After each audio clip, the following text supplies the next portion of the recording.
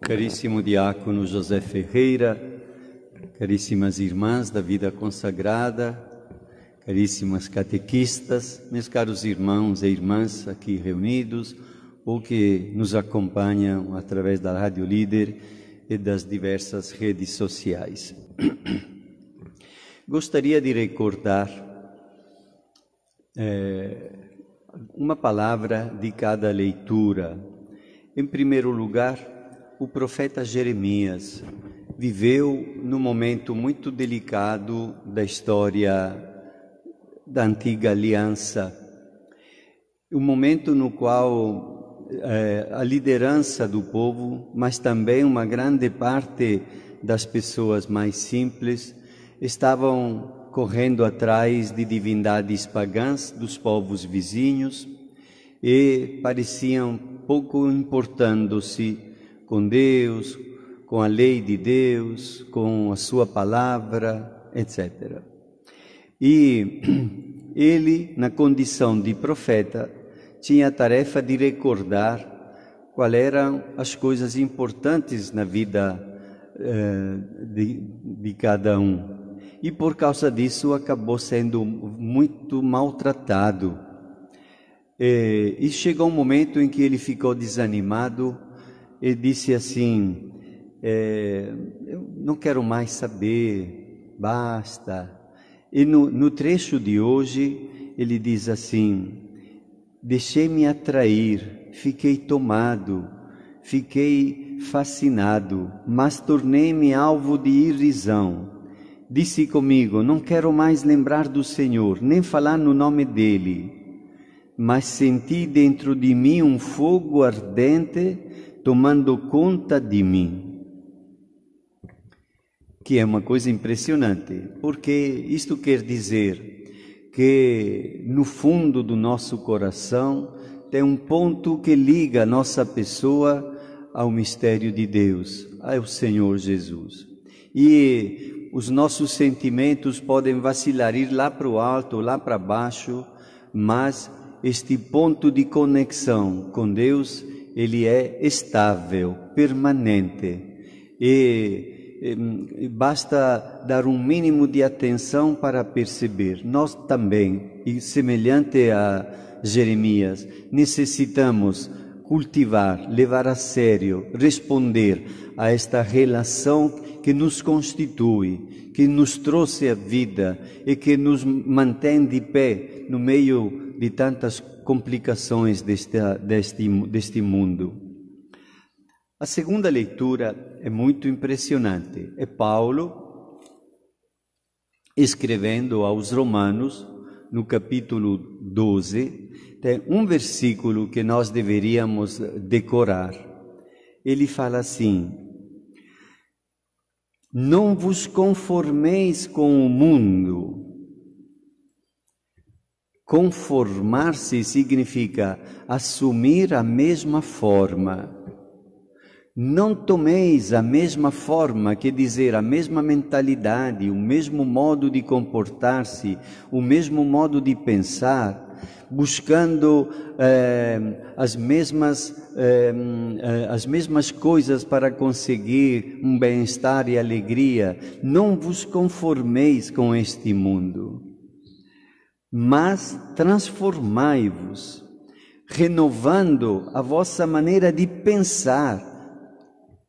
Em primeiro lugar, a nossa maneira de pensar, porque o agir depende daquilo que pensamos.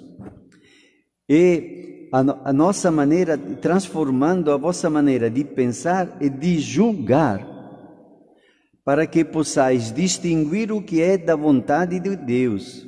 Isto é, o que é bom, o que lhe agrada, o que é perfeito.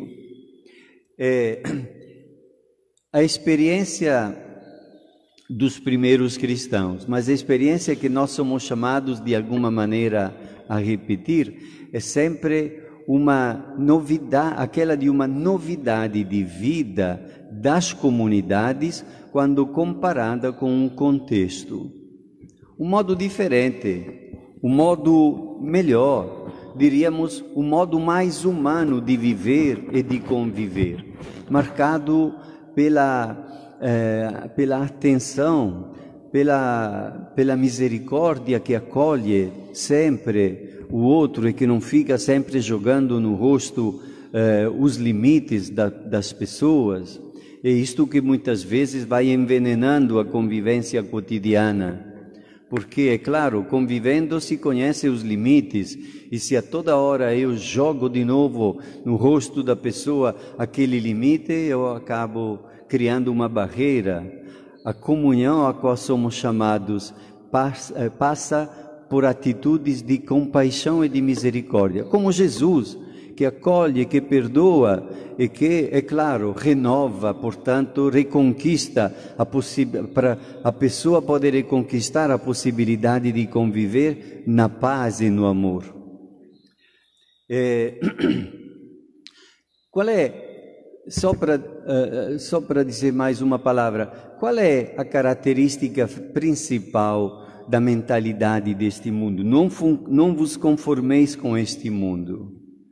Eu creio que basta estar um pouco atento àquilo que acontece um pouco longe e muito perto de nós, percebemos que a mentalidade dominante, o que caracteriza a mentalidade deste mundo, poderíamos usar a palavra, a busca da utilidade, da conveniência. Eu quero ganhar alguma coisa, eu preciso me dar bem. Se for necessário, eu vou passar a perna naquele colega de trabalho para eu me sair melhor. E eu vou, assim, um modo de buscar, acima de tudo, a própria utilidade, a própria conveniência, mesmo mentindo, mesmo maltratando, mesmo fazendo coisas erradas. É daí que nasce depois as corrupções, as violências e tudo aquilo que nós ouvimos, infelizmente, quase que todo dia nos noticiários. E então, o convite de Paulo é para que a comunidade cristã possa mostrar, dar visibilidade a um diferencial, a uma qualidade de vida humana renovada por esta presença que é o Senhor Jesus Cristo, o ressuscitado. O Evangelho é continuação do Evangelho de domingo passado, no qual Jesus tinha perguntado: e o pessoal, que diz que eu sou? E responde: um diz que é Jeremias, outro Elias, outro qualquer profeta. E vós, quem dizeis que eu sou? E Pedro respondeu: tu és o Cristo, Filho do Deus vivo.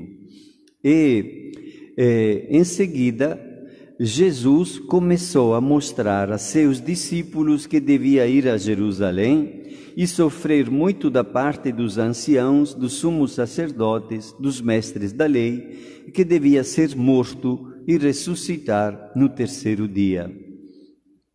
Quer dizer, Jesus vai dando-se conta, sempre de uma maneira sempre mais clara, do que o espera chegando a Jerusalém. E como isto não é somente uma injustiça, é uma injustiça daqueles homens, mas corresponde misteriosamente ao desígnio do Pai, que prevê sua entrega total para participar da nossa experiência humana até o fim, abraçando inclusive a condição última que nós vivemos, a morte, para poder, ressuscitando, abrir uma nova esperança. Mas Pedro tomou Jesus à parte e começou a repreendê-lo, dizendo: Deus não permita tal coisa, Senhor, que isso nunca te aconteça. E Jesus, porém, voltou-se para Pedro e disse: vai para longe, Satanás, que são palavras duras. Uma tradução melhor do texto grego do Evangelho deveria dizer: vai atrás de mim. Não se coloque à minha frente para me dar conselho. Fique atrás de mim para entender qual é o caminho verdadeiro segundo o desígnio de Deus. Tu és para mim uma pedra de tropeço, porque não pensa as coisas de Deus, mas as coisas dos homens. São mesmas palavras que Paulo quando diz: não vos conformeis. Pedro ainda estava conformado, quer dizer, pensando da mesma maneira como qualquer pessoa pensaria. Não, isso não vai acontecer, vamos tentar evitar. Mas qual é o desígnio do Pai? Que tudo aquilo venha a acontecer para revelar duas coisas: a maldade do coração humano que condena o próprio Filho de Deus, mas a grandeza da misericórdia e do amor de Deus que abraça até mesmo a cruz para nos libertar desse mal, que é uma coisa impressionante, é o coração do mistério cristão. E depois ele continua: se alguém quer me seguir, renuncie a si mesmo, tome a sua cruz e me siga, porque quem quiser salvar a sua vida vai perdê-la, e quem perder a sua vida por minha causa vai encontrá-la. Quer dizer, que cada um de nós vai elaborando uma imagem do que é que deve acontecer para ser feliz nesta vida. E às vezes a pessoa se torna tão apegada, quase como uma prisioneira desta imagem, que faz qualquer barbaridade para tentar concretizar aquilo que visualizou, que vislumbrou, que deseja, que cultiva no próprio coração. Não pensando, não dando-se ao luxo de pensar: mas tu, Senhor, que queres da minha vida? Que passo devo dar? Que direção melhor? Qual é o passo melhor, o rumo melhor para esta minha humanidade, para eu poder ser verdadeiramente feliz? E quem é disponível até mesmo a perder o seu projeto inicial para para abraçar o desígnio do Pai, aí se reencontra a beleza e a grandeza da própria humanidade. E depois termina o trecho do Evangelho de hoje dizendo: que adianta ao homem ganhar o mundo inteiro, mas perder a sua vida? Que adianta ganhar um monte de dinheiro? Eu me lembro, vocês se devem lembrar também, de uma figurona da política do Rio de Janeiro que ganhou coisas incríveis, como nunca ninguém tinha acumulado tantas coisas. Que adianta ganhar o mundo inteiro e depois perder o melhor, perder a paz, perder o respeito dos outros, perder a dignidade, perder a grandeza de uma vida que se dedica a construir o bem e a paz para muita gente, para outras pessoas, e não somente para si próprio, sua esposa, seu filho. Que adianta conquistar o mundo inteiro, mas perder-se a si mesmo? É a razão pela qual nós estamos aqui, porque nós procuramos cultivar a oração todo dia, quando acordamos, antes de dormir.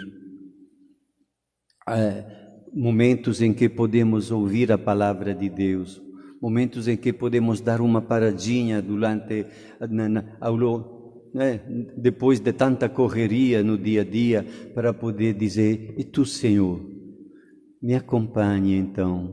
E aquelas palavras do Salmo que foi cantado, belíssimas: a minha alma tem sede de vós, como terra sedenta. E a minha alma será saciada, como num banquete de festa, pela tua presença. Para mim foste sempre um socorro, de vossas asas à sombra eu exulto. Minha alma se agarra em vós, com poder vossa mão me sustenta. Esta sensibilidade possa tornar-se sempre mais a nossa, que a semana que está começando com este domingo possa transcorrer sempre com esta grande luz do Senhor Jesus que nos acompanha. Louvado seja nosso Senhor Jesus Cristo.